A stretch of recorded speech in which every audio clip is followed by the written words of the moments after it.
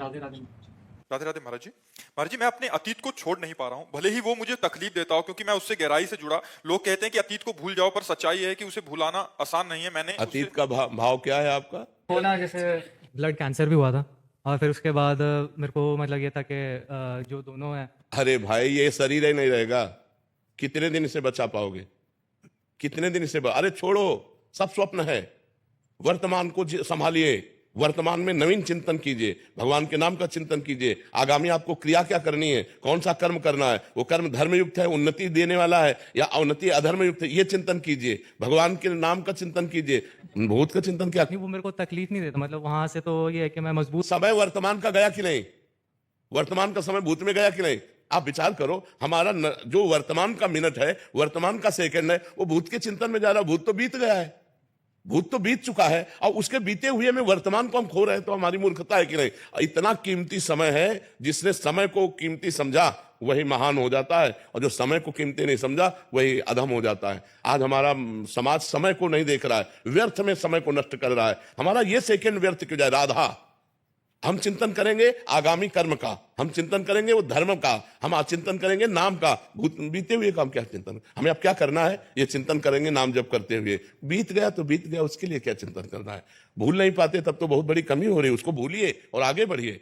अगर आप सही माने में अतीत का चिंतन करने वाले, तो मां के गर्भ में कितना कष्ट हुआ आपको याद है? एक सेकेंड का भी याद है? गया ना भूल के गर्त में, गया ना? ऐसे इसको भी डालो, भूल के गर्त में डालो। वर्तमान को नाम जप में लगाओ, वर्तमान को भविष्य में हमको क्या करना है इस चिंतन में लगो, नाम जप करो। और एक चीज और थी, जैसे मतलब वस्तु हो गई या फिर इंसान हो गया, पूरा देने के बाद ना मतलब ऐसा रहता है कि छोड़ने का मन नहीं करता।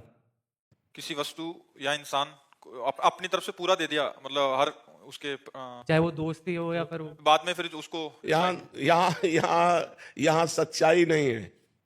यहाँ ना कोई सच्चा दोस्त है, ना यहाँ कोई सच्चा पति है, ना यहाँ कोई सच्ची पत्नी है, ना यहाँ कोई सच्चा पुत्र है। भगवान ही रोल कर रहे हैं, और सब जाएंगे यहाँ से अपने अपने समय में। अपने समय में सब जाएंगे। हमको झूठा रोल करना है, पत्नी से पति का रोल करना है, पुत्र से पिता का रोल करना है, मित्र से मित्र का रोल करना है, लेकिन किसी से कुछ रोल नहीं।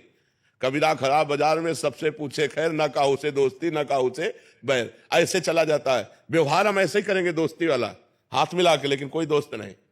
हमारे भगवान के सिवा कोई नहीं। तब तो निपट पाओगे, नहीं तो अभी पहले उसमें बैच में कह रही थी कि हमसे उसने प्यार किया, फिर कहा कि हम ब्याह करेंगे, फिर हमारे साथ गलत संबंध किया, फिर उसने छोड़ दिया, मैं उसे भूल नहीं पाती हूँ। ऐसे शरीर के साथ में विचार करवा लिया, ऐसे गंदी बातें में उतर गई। कोई मर्यादा ही नहीं, कोई धर्मशास्त्र की आज्ञा का पालन ही नहीं, कोई गुरुजन नहीं, कोई बड़ा नहीं, किसी की आज्ञा। यही तो हो रहा है, यही हो रहा है। ये सब रुकेगा तभी जब अध्यात्म की जागृति हो जाए, विवेक की जागृति हो जाए। नाम जप करो, ठीक है? वो वस्तु भी छूट गया ना, तो ऐसा लगता है कि भाई मैं मेरा एक पार्ट। ये आप नहीं, सबको लगता है। ये मोही संसार, रागी संसार, इसमें सबको ऐसा लगता है। एक पेन से भी प्यार हो जाता है। तो हम कह रहे हैं कि ये राग वृत्ति है, राग मत करो, यहां सब कुछ नष्ट होगा।